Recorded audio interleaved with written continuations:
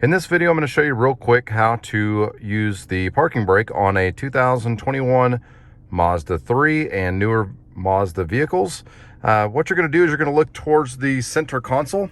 There will be a little button right here that has a P on it. To set the parking brake, you're just going to pull on that.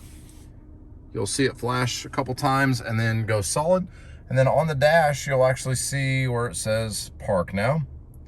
And then to take off the parking brake, what you're going to do is push down on the brake pedal at the same time that you push this parking brake button. You'll hear a little noise, and then you'll notice now on the dash, the parking brake indicator is not there anymore. If you thought this was helpful, please consider subscribing to our channel. It helps us make more videos just like this. Give the video a like, comment with any questions. Thanks for watching.